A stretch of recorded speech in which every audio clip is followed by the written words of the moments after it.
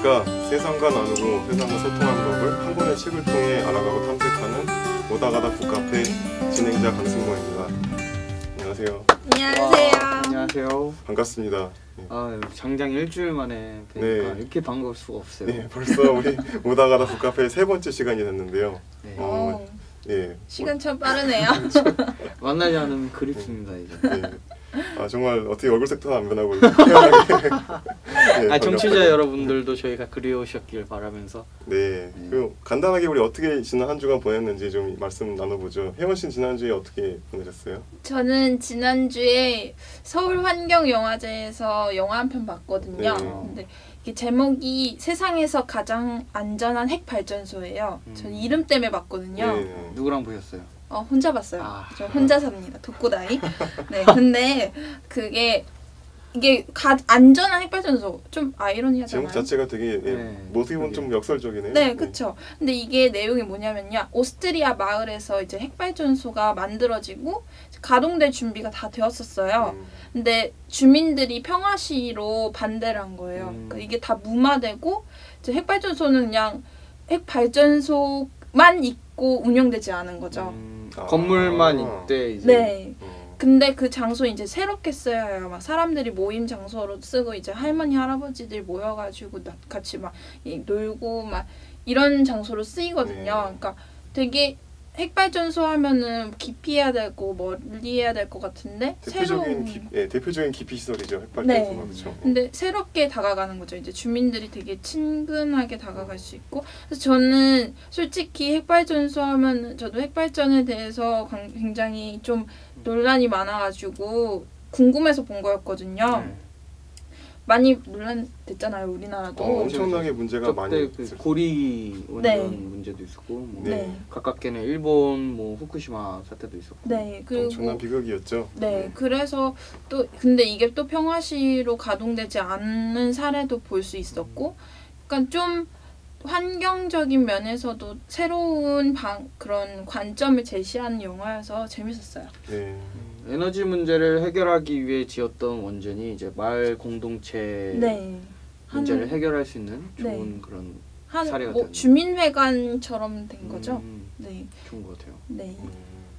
제가 알기로 혜원 씨는 그 환경 문제에 특히나 여러 가지 ODA 이슈 중에서 관심이 많으신 걸로 들었는데 역시나 또 지난주에도 환경 관련된 이슈를 가지고 만든 영화를 보시고 또 이렇게 나눠주시니까 참 좋은 것 같습니다. 네, 좋아요. 자, 그러면 이제 에너지가 나왔으니까 말인데 저희 동렬 씨 보면 이렇게 에너지가 막 넘치는 사람 같아요. 에너제릭한. 굉장히 에너제릭하게, 에너제틱하게 하는 거지 말고 세상을 이렇게 돌아다니시는 우리 젊은 동렬 씨는 지난주에 또 어떤 한 주를 보내셨는지 좀 얘기를 해주시겠습니까? 저는 이제 저번에 말씀드렸다시피 이제 UN 아카데미 임팩트 어스파이어 이제 한국 협의회 부대표로 있는데 이번에 저희 기관하고 이렇게 협력 기관인 UN 아카데미 임팩트하고 또 티치 포 코리아라는 그런 기관하고 두 단체에서 티치 포 코리아요. 네. 그 두 단체에서 주최한 그런 컨퍼런스에 다녀왔어요. 그래서 이게 그 컨퍼런스에서 진짜 네. 예쁜데요? 여기 보면은 UN 아카데미 임팩트 로고가 있고 이쪽에 뭐 티치폴에 뭐 따로 광고를 받은 건 아닌데 네, 로고가 박혀 있네요. 네, 그래서 여기 갔었고 이제 주제는 통일 한국의 교육 시스템이라는 주제로 이제 있었고요. 무려 오전 9시부터 오후 6시까지 장장 9시간 동안 이렇게 컨퍼런스가 진행이 됐는데 근데 좀 지루할 틈이 없었어요. 졸지 않으셨어요? 네. 왜냐면은 되게 세계에서 여러 석학분들도 많이 오시고 또 특이하게 통일 문제다 보니까 이제 탈북자 관련 기관 관계자분들도 오시고 또 이제 미래 세대의 일이잖아요, 통일 문제는. 그래서 당장 이제 저희 또래인 대학원생의 그런 연사도 있었고 그래서 기존의 컨퍼런스는 막 아무래도 막 교수님들 뭐 권위자들만 모셔서 하는 그런 식의 컨퍼런스였다면 이번에 우리 미래 세대의 의견도 물어보고 실제 뭐 탈북자들 관련된 그런 의견도 나오고 해서 굉장히 흥미진진했습니다. 제가 저기 충무로 쪽에 탈북자분들로 이루어진 그 제작소 인쇄 같은 것도 하는 그런 사회적 기업도 있다는 말씀을 아마 전에 들었는데 국내에서 지금 정착해서 살고 계신 분들도 또 많이 계시고 또 특히 동열 씨는 또 이제 인권에 관심이 많으신 걸로 제가 네. 알고 있는데 또 또래들의 연사로 참여해가지고 그런 어떤 이야기를 나누고 토론했다고 하면 굉장히 의미 있었을 것 같아요. 네, 맞아요. 굉장히 좋은 시간이었습니다. 네, 감사합니다. 참으로 참 어마어마한 일들이 있었는데요. 지난주에 동열 씨는 동열 씨대로 또 굉장히 긴 학회에 열심히 참가하시고 또 혜원 씨 또 의미 있는 영화제에 참석하셔서 영화를 보셨고 두 분 모두 바쁜 한 주였을 것 같은데 네. 또 오늘 이렇게 밝은 모습으로 샤방샤방한 모습으로 와서 자리해 주셔서 감사하고요. 지난주에 예고해드린 대로 오늘 오다가다 북카페 세 번째 시간에는 그 여기 앞에 나와 있는 제프리 삭스의 빈곤의 종말 이 책을 소개해드리고자 합니다. 국제개발협력에서 이 빈곤의 종말을 책을 말씀드리지 않고서는 뭐 그냥 넘어갈 수 없을 정도로 이 제프리 삭스 그리고 또 빈곤의 종말 이 책에 대해서는 한 번쯤은 들어보신 분들이 많이 계실 텐데요. 그렇죠. 예. 어떤 좀 잘 아시죠 원래부터? 그죠. 뭐 비단 저뿐만 아니라 대학생들이라면 다 누구나 알 법한 그런 유명한 교양 서적이기도 하고 뭐 국제개발 협력 전문 서적이기도 한데 네. 이제 또 이 세계적 경제학자이자 또 반기문 유엔 사무총장의 특별 전문가로 알려진 분이시잖아요. 제프리 삭스가. 예. 그래서 뭐 지난번에 한국을 또 방한하신 적이 있어요. 그래갖고 네. 뭐 아프리카 새 시대 실현 방안과 한국의 역할이라는 주제로 국회 헌정 기념관에서 멋진 강연을 또 하시기도 했었는데 우리나라 국회에 오셨죠? 네. 네. 저는 이 강연에 참석했습니다. 아 그랬어요? 네, 제프리 삭스를 이제 직접 만났는데 이게 개인적으로 만난 거 아니고 이 강연에 참석해서 만난 거였거든요. 네. 그래서 이 강연에서 이 삭스 교수는 막 한국은 아프리카에게 많은 경험과 조언을 해줄 수 있는 국가이기 때문에 중국한테 뺏기기 전에 그런 역할을 해라라고 조언을 했었거든요. 네, 네. 솔직히 이런 국제사회에서는 특히 개도국에서 우리나라의 막 새마을 운동을 사례를 배우기 위해 많이 오거든요. 맞아요. 이 새마을 운동을 또 언급했어요. 제프리 삭스 같은 경우에도 예. 이제 아프리카에게 새마을 운동 같은 경험을 공유해주면은 더 이제 아프리카가 어떤 방법으로 발전을 할 수 있을지 계획을 세울 수 있다고 예. 그렇게 얘기를 했거든요. 솔직히 왜 중국한테 뺏길 거라는 얘기를 했냐면요. 우리나라한테 겁주는 거기도 한데 예. 현실을 보면은 중국이 지금 아프리카 시장에 굉장히 많이 점유돼 있어요. 점유하고 있어요. 뭐 아프리카에 남은 건 중국의 철길밖에 없다. 뭐 아, 그런 맞아요. 그 정도인가요? 네, 차인 아프리카라고도 부르거든요. 예. 완전히 그 중국에서 온 외국 자본도 굉장히 많고 아프리카 내 그 중국인도 굉장히 중국인 이주민들도 굉장히 많거든요. 네, 같은 제목의 책도 있죠. 차이나 아프리카라는. 네. 맞아요. 그러니까 그 아프리카한테 전략적으로 원조를 제공하면서 아프리카의 풍부한 자원을 이용하는 그런 이권을 얻기도 한다는 건데 아마 네. 제프리 삭스 교수는 이런 현실을 생각해서 더 이렇게 한국이 이런 역할을 빨리 해라 이렇게 강조를 하고 싶었던 것 같아요. 우리나라에서도 최근에 이제 KSP라고 해서 네. 발전 경험 공유 사업이라고 하죠. 이제 Knowledge Sharing 프로그램이라고 이제 하는 그 사업을 많이 추진하고 있는 걸로 알고 있는데 네. 그 일환 중에 하나가 그 말씀하신 그런 새마을 운동을 전파하고 네. 그런 걸로 알고 있어요. 또 네. 경상북도에서 최근에 출자를 해갖고 새마을 새천년 재단인가요? 그렇게 만들어서 또 그 새마을 운동 전파하는 것만 전담하는 그런 또 기관을 만든 걸로 또 알고 있습니다. 오, 그렇군요. 새로운 사실이네요. 아, 네. 최근에 이제 그 분발하고 있어요. 오. 우리나라도. 경상북도라는 지자체 그 기관이 이제 속해 있는 건가요? 재단이? 죄송합니다. 그런 것까지 제가 관계자가 아니라서 잘 모르겠는데 네. 궁금하시면 여튼- 찾아보시는 네, 걸로. 찾아보시면 그 아시죠? 파란 그 초록색 모자 날개 달려. 네. 네네. 다 알려줘요. 어쨌든 그 새마을 운동이 세계적인 어떤 경쟁력이 있다는 걸 제프리 삭스 교수가 얘기를 했다고 하니까 또 괜히 뿌듯하네요. 또, 네, 그렇게요. 음. 내가 한 건 아니지만 맞아. 또 아시니까. 뭔가 예. 네. 그 제프리 삭스 교수에 대해서 조금 조사해봤는데요. 예. 최연소로 29살 때 정교수가 됐습니다. 하버드 대학교에. 그 전에 물론 하버드 대학교를 수석 졸업했었고요. 오. 거의 뭐 그- 드림 스펙입니다. 거의. 아, 세계 석학 네. 맞네요, 역시. 그렇죠. 세계 석학에 할 만한 사람이시고요. 뭐 아주 뭐 지상으로는 최고의 이제 경제 전문가이신데 그가 쓴 이 대표적인 책이 여기 앞에 나와 있는 빈곤의 종말인데 전 세계 대학생들에게는 거의 뭐 필독서적으로 반드시 읽어야 할 책으로 그렇게 이야기가 되는 책이기도 합니다. 예, 특히 여기 막 여기 표지에 있는 학생도 지금 빈곤의 종말 읽고 있는 것 같아요. 그런가요? 네, 책을 열심히 보고 있는데. 네. 또 디테일 강하시군요. 오늘 여기 나와 있는 저희뿐만 아니라 또 청취자분들께서도 국제협력에 관심 있는 분들이라면 이 책에 대해서 반드시 읽어보셔야 할 거라고 생각이 들고요. 네. 관심 가지시고 있을 것이라고 생각이 됩니다. 자. 네.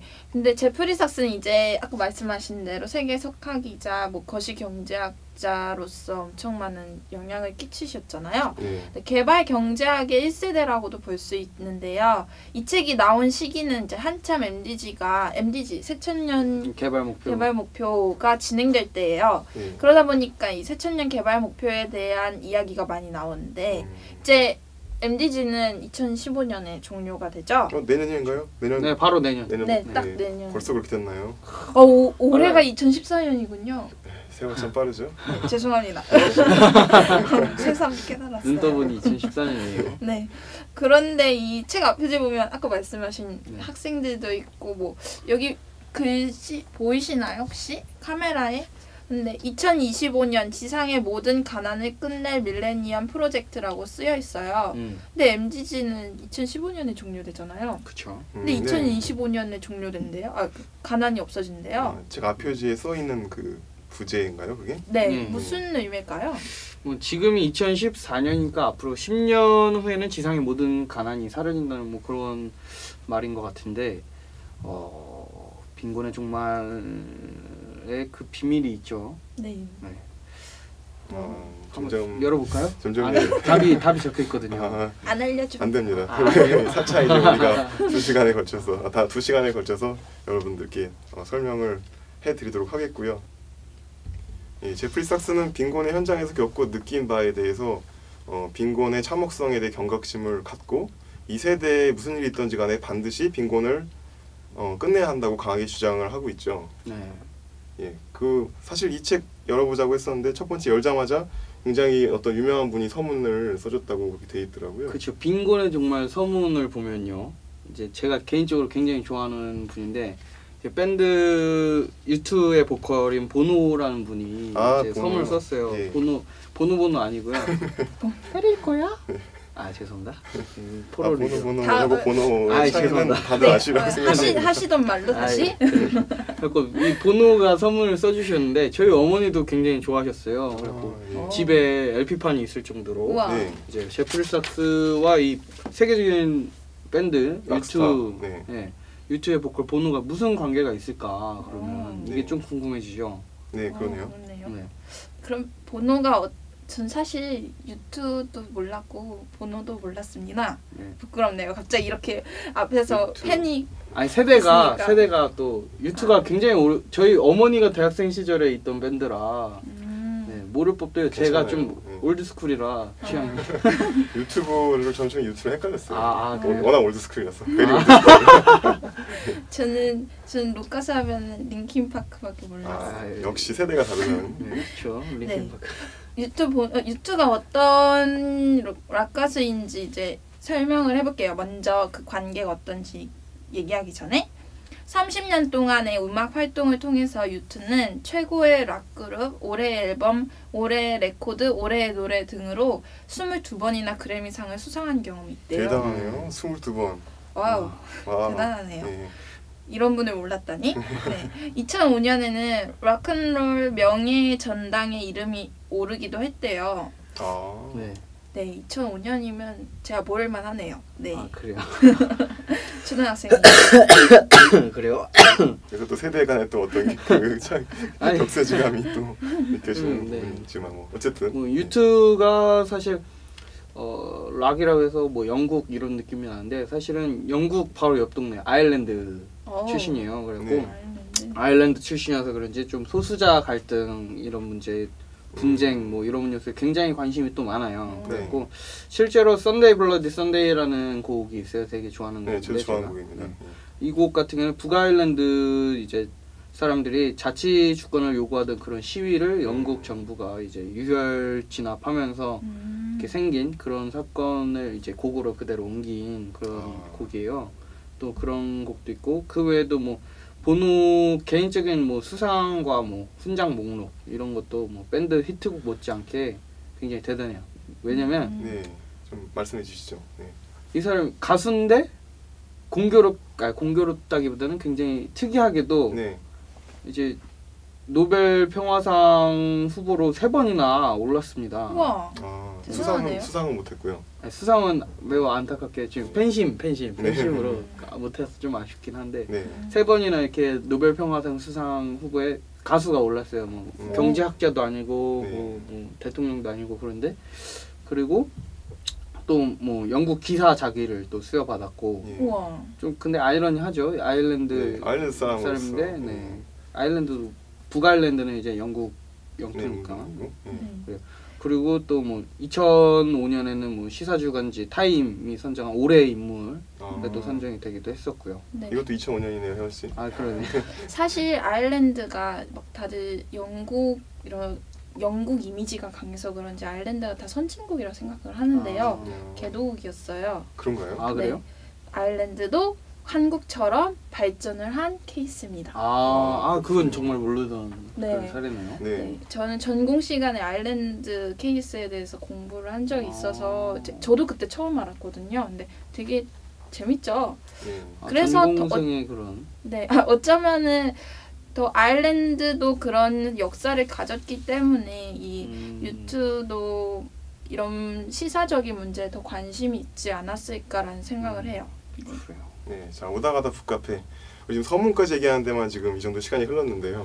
사실 굉장히 보시다시피 두껍고 내용도 굉장히 주옥 같은 부분들이 많이 있어서 우리가 2시간에 얼마만큼 볼 수 있을지는 사실 해봐야 될 것 같아요. 주요 이슈들을 저희가 골라서 그거를 중점적으로 이야기를 하고 기회가 되면은 나중에 다시 또 이야기 전체적으로 할 수 있는 시간이 있을 거라고 생각이 들고요. 일단 그러면 우리 본문으로 좀 들어가 보도록 하죠. 네. 그 전에 그 서문 한마디만 더 말씀드릴게요. 그 보노가 쓴 그 빈곤의 종말 서문에 보면 극단적 빈곤이 의미하는 기아와 질병 그리고 생명의 낭비는 한마디로 전 인류에 대한 모독이다라고 강하게 쓰여져 있는데요. 네. 근데 또 모욕이다라고만 하고 끝난 게 아니라 또 책 안에 답이 있다고 그랬습니다. 뭐라고 쓰였는지 한번 볼까요? 예, 한번. 네. 그랬고 제가 미리 열어봤어요, 사실. 그래갖고 이 문제가 이제 뭐라고 쓰였는지 한번 제가 읽어보겠습니다. 이 문제가 제프리 삭스에게는 어렵지만 해결할 수 있는 방정식이다. 부유한 세계의 전략적 목표와 가난한 세계의 새로운 계획을 적절하게 교차시킴으로써 필요한 답을 구할 수 있는 방정식이다. 뭐 이렇게 써있는데 네. 제가 이번에 통계학개론 수업을 듣고 있어요.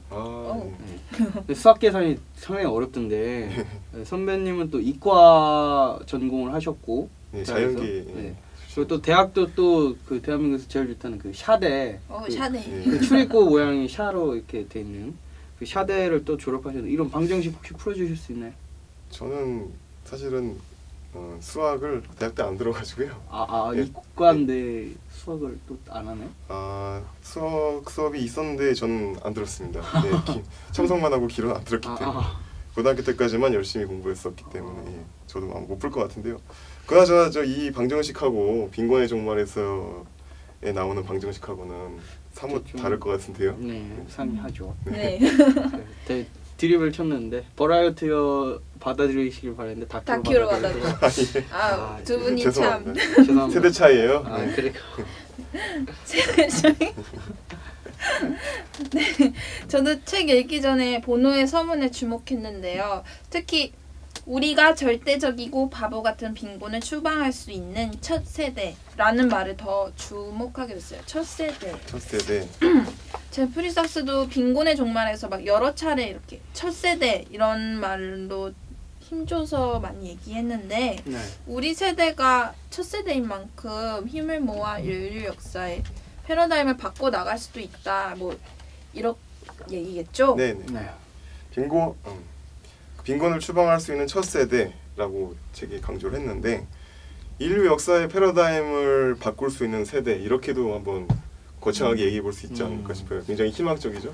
네. 그 제프리 삭스 교수는 대체로 원조에 대한 어떤 희망적인 이야기를 많이 함으로써 네. 또 새로운 또 우리 국제 협력의 장을 여는 분이시기도 하죠. 네.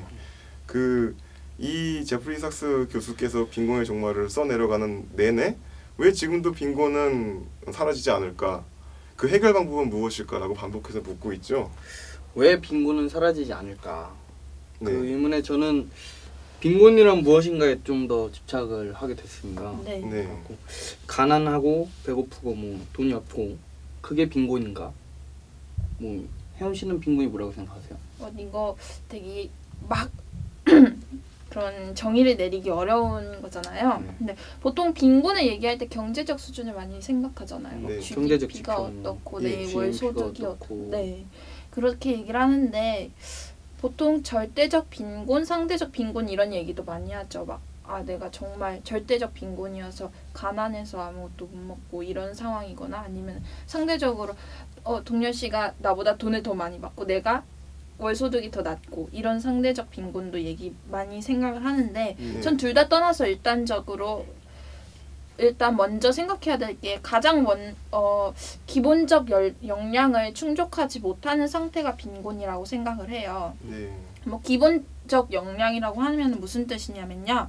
뭐 기근 해결, 교육, 위생 같은 부분만 얘기하는 게 아니고 인권에 관한 부분도 저는 기본적 역량이라고 생각해요. 그래요. 근데 이게 어디서 이렇게 저 혼자 이런 생각이야 이런 게 아니고 저도 책을 읽고 네. 동의를 한 얘기인데요. 네.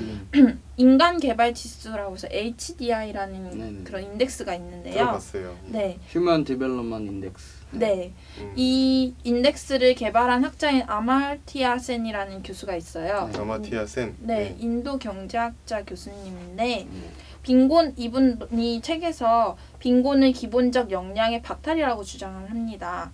먹을 것이 없어서 기근을 겪고 교육을 못 받고 위생이나 건강 관리도 할 수 없는 상황과 더불어서 참정권이나 경제 참여의 자유 등 뭐 사유재산을 갖지 못한다든지 이런 것도 다 자유의 항목에 이게 다 기본적 역량에 해당된다고 얘기를 하거든요.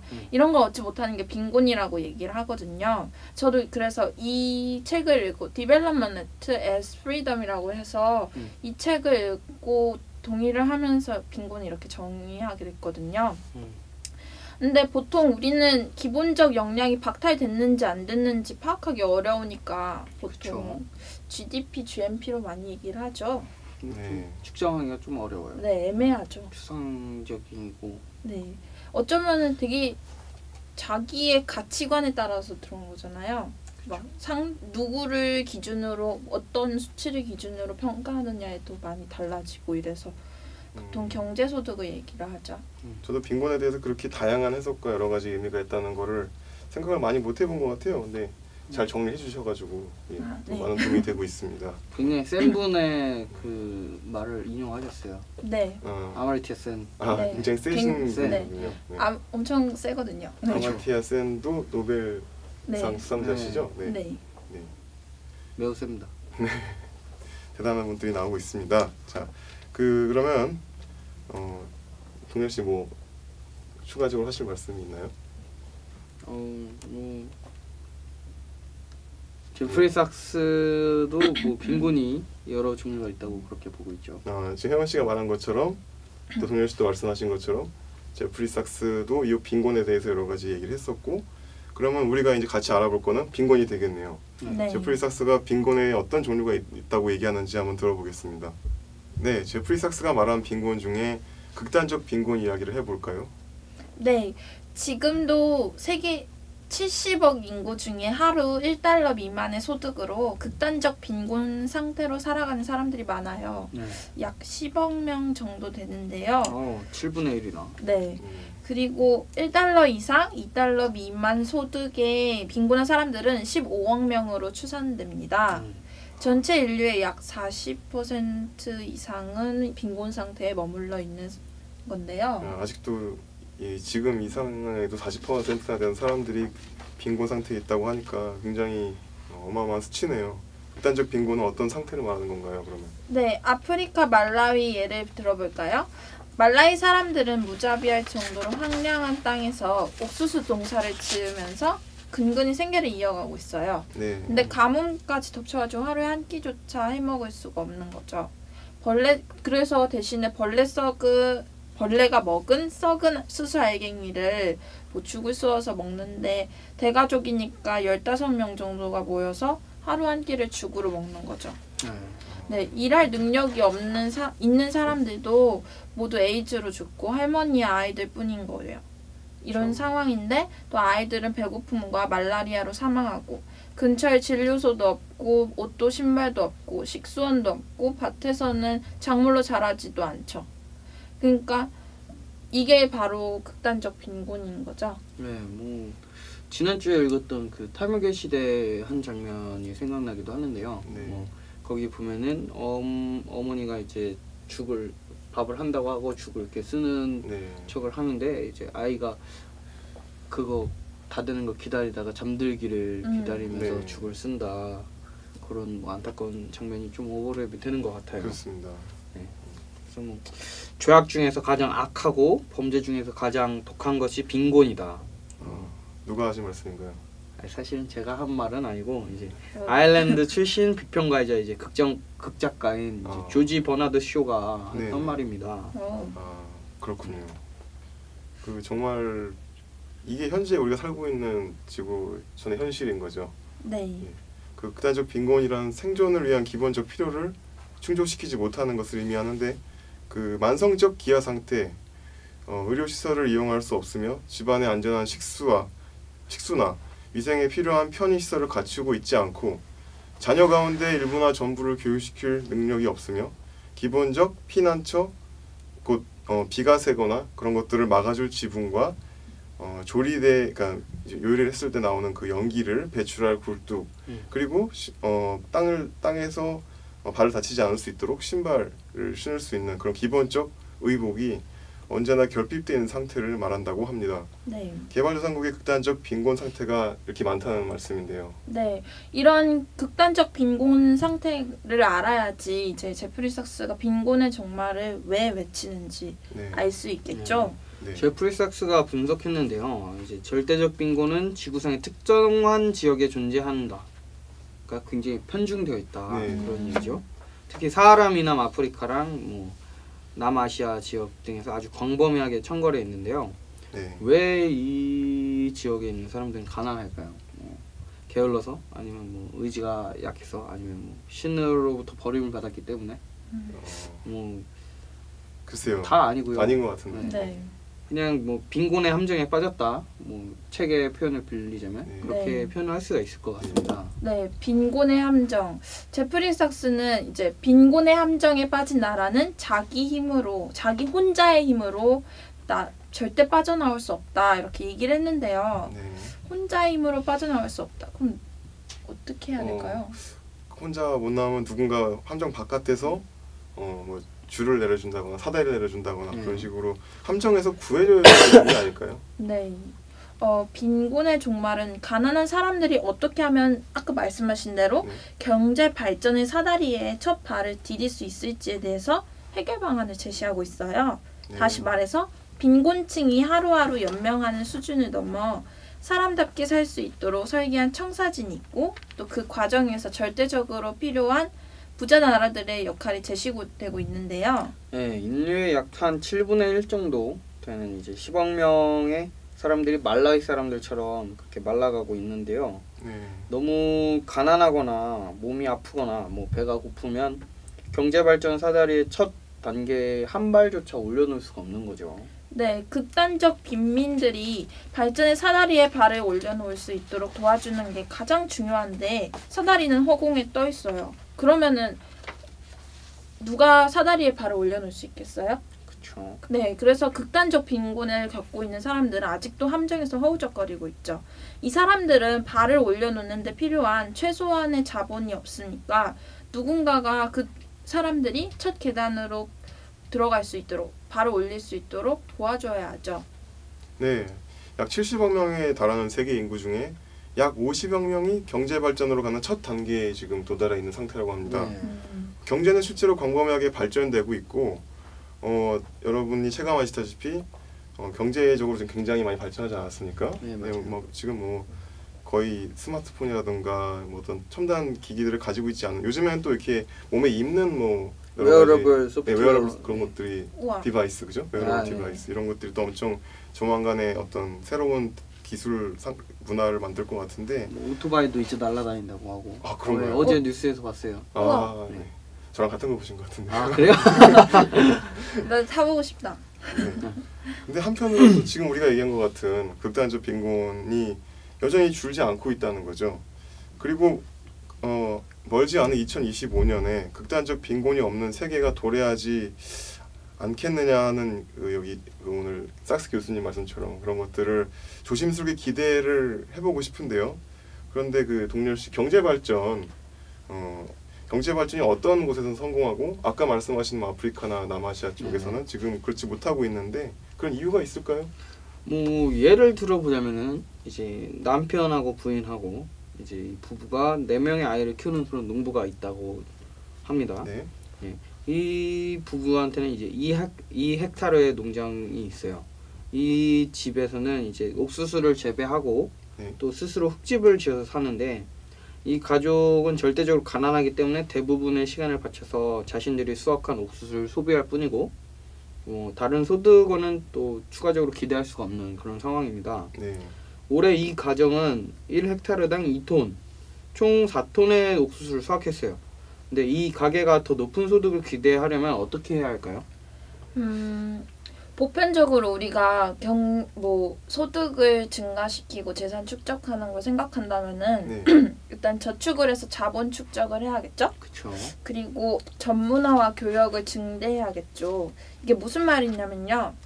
이웃 농부한테 그 땅을 토양이 바닐라 열매 생산이 더 적합하고 더 높은 소득을 올릴 수 있다는 이야기를 듣고 곧바로 바닐라를 심는 거죠. 아, 옥수수를 심다가 바닐라 좋다고 하니까 바닐라를 네. 심는다. 네, 그 땅은 옥수수를 위한 땅이 아니라 바닐라가 더 잘 나는 땅이다 이런 얘기를 들으면 네. 이제 바닐라를 전문화시킨다는 거죠. 예. 옥수수 1톤에 150달러였는데 바닐라로 800달러를 벌었다면 굉장한 거죠. 그러네요. 그렇죠. 뭐 몇 배 더 벌었으니까. 그래서 그게 소문이 나면 또 그 주변에 바닐라 농부들이 나타나고 바닐라를 수송하고 보관하는 전문 업체가 형성되겠죠. 네, 또 바닐라 농사가 잘 되니까 전문 기술자들이 많이 생기게 되는데 이제 농작물 전문가들은 새롭게 개선된 방식으로 토양의 영양을 관리하는 방법과 뭐 개량된 종자를 사용하고 그럼으로써 이제 수익을 배가시킬 수 있는 방법을 농부들에게 알려주는 거죠. 그러면 1헥타르당 2톤 재배되던 옥수수가 3톤으로 증가되고 또 6톤의 수확을 얻게 되죠. 네. 그래서 식량 생산량을 증가시키면 이제 기아를 감소시킬 수 있는 그런 방안이 될 수 있을 거라고 네. 하죠. 지금 말씀하신 건 어떤 하나의 케이스를 지금 말씀해 주시고 계시는데 네네. 실제로는 근데 그렇지 않고 그 반대로 되는 케이스도 있는 것 같아요. 네. 이제 보면은 그 가게가 한 가정이 완성적인 기아 때문에 아까 말씀하신 4톤 1년에 만들어낸 4톤의 옥수수를 그러니까 모두 다 소비를 해야만 했다. 네. 그래서 시장에 내다 팔 수 있는 것이 없어서 이윤을 이렇게 창출할 수가 없고 네. 또 이제 농사짓는 어떤 쟁기를 새로 구입할 수 없는 그런 상황이다. 네. 네. 거기다가 오래 쓰던 쟁기가 뚝 부러져 버렸다. 밭을 일구다가. 최악의 상태네요. 예. 그러면은 아까 작물 재배는 올해 4톤을 뽑았는데 내년에는 쟁기 없이 해야 되니까 당연히 줄겠죠. 네. 예. 적자를 본다고 표현할 수 있겠네요. 예. 한마디로 뭐 자본 손실이라고 할 수 있겠는데요. 예. 네. 이렇게 아까 저희가 말씀드린 것처럼 모든 일이 착착착착 진행이 잘 되면은 빈곤은 없겠죠. 아, 그러게 말입니다. 네. 그리고 상황이 안 돼서 아니면은 뭐 여건이 안 돼서 바닐라 재배가 수익성이 좋다는 소문은 들었어도 실행에 못 옮기면 뭐 계속 빈곤한 그렇죠. 상태겠죠. 그렇죠. 구슬이 서말이어도 껴야 보배인데. 네. 네.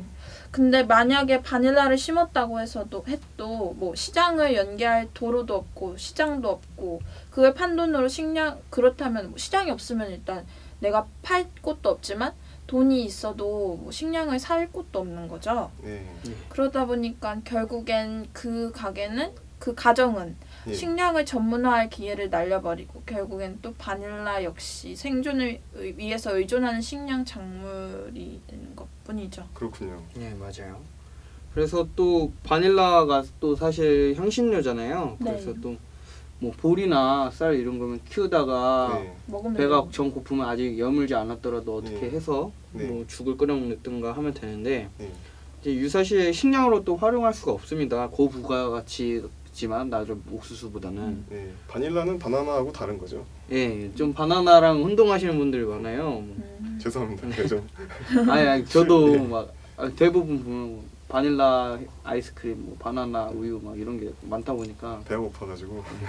맛 좀 비슷하고 네. 헷갈리는데 여튼 식량이 아닙니다. 네, 혜연 씨가 중요한 말씀해 주셨어요. 뭐 도로도 없고 시장도 없고 뭐 그거를 판돈으로 식량을 구입할 수도 없고 뭐 이런 얘기를 해주셨는데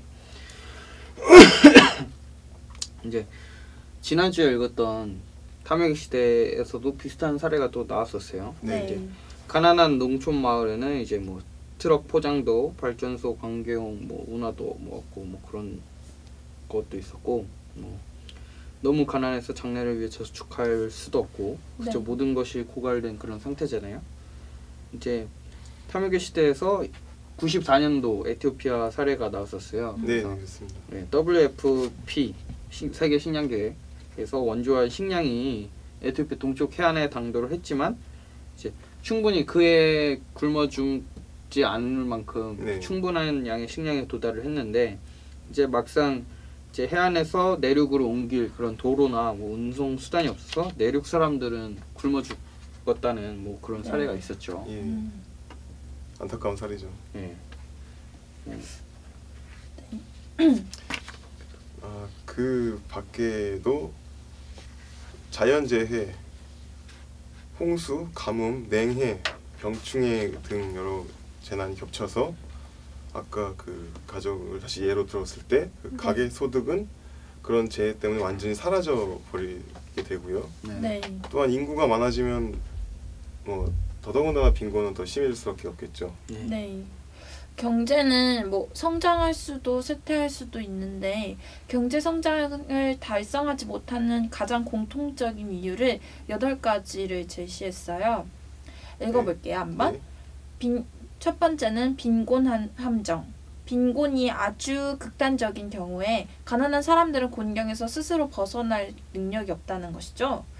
아까 동렬 씨가 말씀하신 대로 빈곤국은 정말 없는 게 많죠. 네, 그렇죠. 네. 그런데 여기서 갑자기 든 생각인데 바닐라를 전문화시켜서 교역을 많이 한다고 해서 반드시 빈곤에서 벗어날 수 있을까요?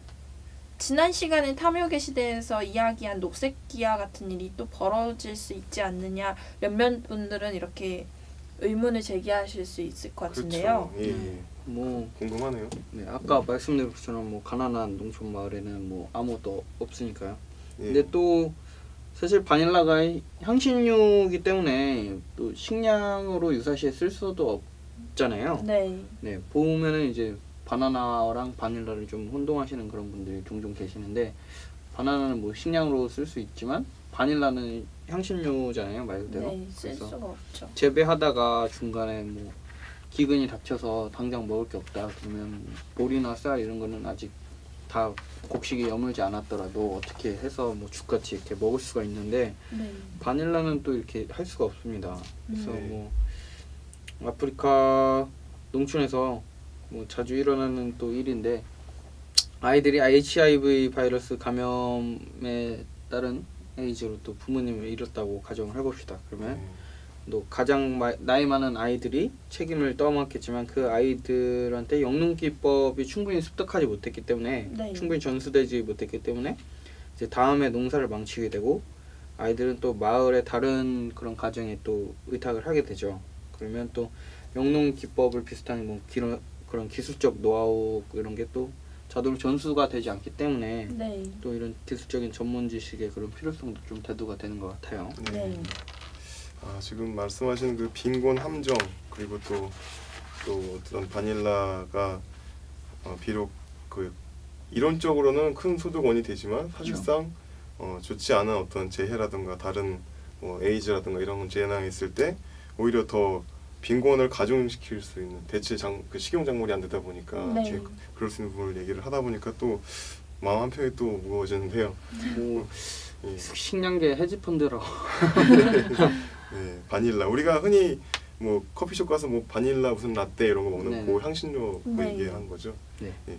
왜 어떤 나라는 그 빈곤 함정에 빠져 있고 또 어떤 나라는 그렇지 않은가? 제가 아까 동현 씨 여쭤봤고 두 분이 잘 이제 대답해 주신 것 같아요. 그 결국 나오는 말씀이 그 에티오피아 사례도 아까 들었지만은 빈곤의 함정의 가장 큰 원인이 어떤 자연 지리적인 환경과 관계가 있다는 부분인 것 같습니다. 네, 네. 맞아요. 미국인들은 자연 자원이 풍부한 정말 미국의 국토를 보면 굉장히 또 좋지 않습니까? 또 러시아한테 또 알라스카를 매입해갖고 그냥 네, 로또 긁었어요. 그렇습니다. 아주 그냥 부동산 사업을 잘하는 친구들인데 네.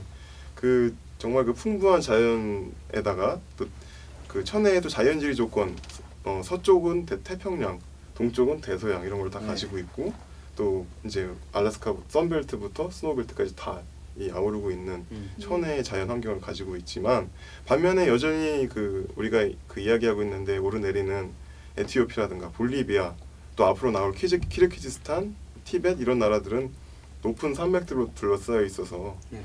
그 수송 비용, 뭐 운송 비용도 엄청나게 발생을 하고 또 네. 어쩔 수 없이 경제적인 고립에 직면해 있는 이유가 이 자연 지리 때문이라고 생각이 되는데요. 또 험준한 산맥에 또 둘러싸여 있어서 또 전기 같은 그런 게 들어가기도 또 힘들죠. 네. 네. 네, 그래서 뭐 높은 수송 비용이 경제 발전을 방해하는 역할을 한다. 네. 라고 또 애덤 스미스께서 또 예. 그렇게 말씀을 해주셨어요. 아, 그래서- 그 유명한 경제학자 애덤 스미스님. 네, 네. 국부론을 국부론을 쓰신 네, 분이군요. 쓰신 네. 미국의 경제학자이신데 불리한 지리는 한 나라를 빈곤 함정에 빠뜨릴 가능성을 높인다. 네. 뭐 그렇게 볼 수 있겠습니다. 네. 네. 정부는 기초적인 보건, 도로, 전력망, 항구 같은 공공재화와 서비스에 대한 투자에 결정적으로 중요한 역할을 담당하잖아요. 네, SOC라고도 하죠. 네. 국민 자체가 빈곤해서 국민들에 대한 과세를 부과하지 못한다면 뭐 정부가 무능력하고 부패해서 세수를 걷어들일 수 없거나 아니면 또 무거운 채무를 지고 있고 제한된 세수를 새로운 투자를 위한 재원이 아니라 뭐 채무 이행에만 사용해야 한다면은 네. 경제 성장을 할 수가 없겠죠. 그렇죠. 네, 이런 상황에서는 부채 탕감이 유일한 방법이죠. 지난번에 나눈 내용이랑 비슷하게 이번에도 부채가 좀 네. 걸림돌이네요. 또 부채네요. 네, 부채가 정말 부채질을 하게 만들죠. 네, 그렇습니다. 방금 혜연 씨 말씀하신 것처럼 정부의 역할이 굉장히 중요하겠는데요. 그 정부는 전 국민이 쓸 수 있는 필수 인프라, 즉 뭐 아까 말한 SOC, 사회 간접 자본, 네, 그리고 사회적 서비스를 구축을 해야 하고 또 민간 기업들이 투자를 유도할 수 있게끔 환경을 조성해야 하는 그 역할이 그렇죠. 있습니다. 네. 자, 아시다시피.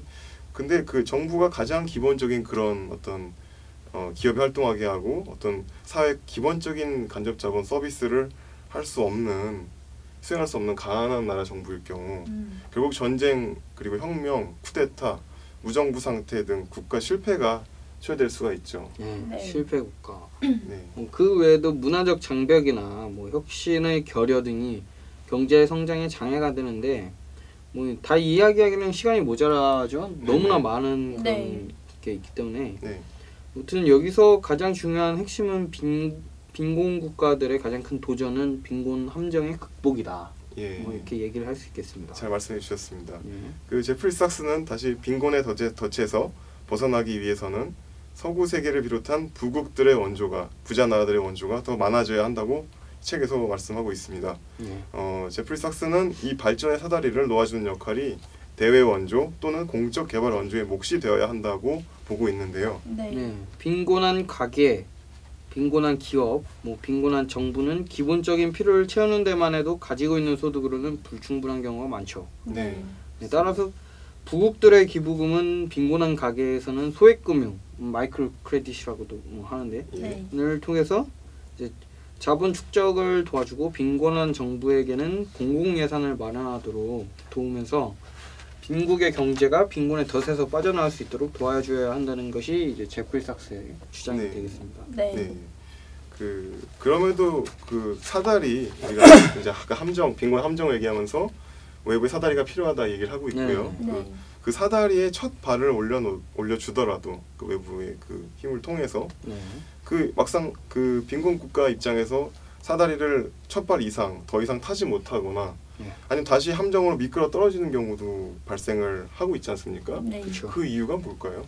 이제 사다리에서 떨어지면은 이제 다치게 되거나 이제 죽게 되는데 그렇죠. 네, 제플 삭스는 이런 걸 또 재난이라고 표현을 했습니다. 예. 이런 재난은 적절한 처방, 뭐 훌륭한 처방 그런 게 필요한데 네. 뭐 예컨대 뭐 밧줄 같은 게 옆에 사다리 옆에 같이 있다면 네. 미끄덩 하더라도 밧줄을 잡아서 다시 중심 잡고 올라갈 수가 있는데 네. 이제 그런 안정 장치 같은 것도 아예 아하. 없다는 그런 문제가 있는 거죠. 네. 그러니까 뭐 병원에는 의사 선생님한테 처방을 받고 이제 환자들이 치료를 하잖아요. 네. 그런 것처럼 나라가 빈곤하고 경제 문제가 발생하면은 제프리 삭스 같은 경제학자들이 이런 처방을 내려요. 네. 그 말씀 지금대로 그 제프리 삭스는 문제를 해결해 주는 그런 여러 본인의 경험 사례를 이 빈곤의 정말 책에서 보여주고 있는데요. 그거 함께 해법도 같이 보여주고 있습니다. 경제 해결사, 뭐 임상 경제학자. 네. 네. 영어로 뭐죠? 당황했어. 예, 클리니컬 이코노믹스. 감사합니다. 도와주셔서. 이런 거. 그 클리니컬 이코노미스트로 불리는데 병을 치료해 주는 경제학자라는 말씀인가요? 그러면? 네, 사실 제프리 삭스가 치료 전문 의입니다. 네. 전문 의인가요? 네, 전문 의예요. 네. 네. 그리고 제프리 삭스가 1980년대부터 대외 채무와 인플레이션을 고통받는 그런 개발도상국가 또 시장 경제로의 전환에 어려움을 겪는 그런 공산주의 국가의 거시 경제 정책을 수립하는 데 많은 조언을 했습니다. 또 특히 이제 볼리비아의 예를 들 수 있겠네. 볼리비아의 경제 자문관으로 또 활동을 했었어요. 네. 네. 매우 짧은 시기 동안. 예. 네. 근데 4만% 감이 오십니까? 4만%요? 네, 4만%. 요새 그 그럼- 악동뮤 중은 200%도 나오는데 네네. 네, 그몇 배인가? 200%. 넘쳤네요. 네, 4만% 인플레이션을 10%대로 억제했어요. 대단한 성과죠. 천문학적인 성과네요. 네, 굉장한 성과인데 이거에 관해서 또 이 부인의 도움을 또 받았다고 합니다. 부인이요. 네. 네. 제프리 삭스 교수의 부인은 소니아 삭스거든요. 소니아 삭스님. 네, 의사 선생님이에요.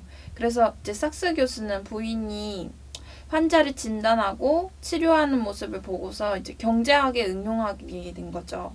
실제 빈곤 퇴치에서도 이렇게 볼리비아 사례처럼 사용을 하면서 임상 경제학 효과를 갖고 왔습니다. 네, 쉬운 말로 하자면 뭐 케바케 흔히들 케이스 바이 케이스 케바케. 네, 케바케라고 하죠. 네, 막 그러니까 임상 경제학은 인간이 병을 앓는 원인을 분석하고 왜 이 사람이 어떤지 왜 아픈지를 무슨 병을 겪고 있는지 그거를 분석하고 이제 치료하려면은 이제 가족력이나 주변 환경도 알아야 되잖아요. 그렇죠. 그런 것처럼 빈곤 국가도 그냥 경제가 어렵다 이런 게 아니라 그 나라에 맞는 처방법이 나와야 한다는 것이죠. 네. 네. 근데 삭스 교수는 임상 경제학은 8, 90년대에 여러 개도국이 알았던 구조조정책을 대체하기 위해서 중요하다고 역설합니다. 네, IMF에서 제시했던. 네. 개도국의 상황에 맞지 않는 경제개발 정책을 고치지 않으면 결국 개도국의 상황은 변화하지 않기 때문이죠. 네. 네. 지난 시간에 제가 말씀드린 것처럼 구조조정책은 선진국의 앞선 경제체제를 개도국에 빠르게 적용시키기 위한 하나의 패키지라는 비판을 많이 받았어요. 네. 삭스 교수 말대로 공여국은 수원국의 상황을 파악하고 원조할 필요가 있는 거죠. 네. 과거 20년 동안 나는 경제학의 무상 환자들, 즉 위기에 찌든 경제를 맡아 치료 방향을 처방해달라는 부탁을 많이 받아왔다. 나는 그 부탁들을 처리하는 과정이 나의 아내 소니와 그 소아과 임상 행위와 정말 꼭 닮았다는 점에 놀랐다. 라고 또 이렇게 감탄을 맞이하나 하고 있어요. 그 제프리 삭스 교수가 부인 소니아 삭스 교수가 그렇죠. 이렇게 치료하는 그 소아과 치료하는 모습에서 이제 예. 뭔가 착안을 해서 네. 이제 본인의 전공에 적용을 해봤더니 네. 아 이게 딱 맞아 떨어지는구나. 요즘 유행하는 그 융합 연구 그런 거라고 하나 이렇게 생각해 보시는 것도 네. 네, 네. 그러네요. 굉장히 머리가 좋으신 분인 건 틀림없는 것 같습니다. 네. 시대를 역시, 선도하는 네, 20대 때 하버드를 수석 네, 졸업하고 아, 교수가 되신 분답게 대단해요. 네. 그 소니아 삭스도 대단하시지만 네. 의사라는 자체가 또 그걸 또 이제 경제학 나라의 병을 고치는 그런 쪽으로 생각할 수 있다는 게 참 네. 대단한 책이 나왔어요. 정말 거시거시한 그 관점이죠. 거시거시. 네, 그렇습니다. 그 세상과 소통하고 또 세상과 나누는 법을 한권의 책을 통해 배우는 오다가다 북카페, 오늘 세 번째 시간으로 제프리 삭스의 빈곤의 종말에 대해서 공부하고 있습니다.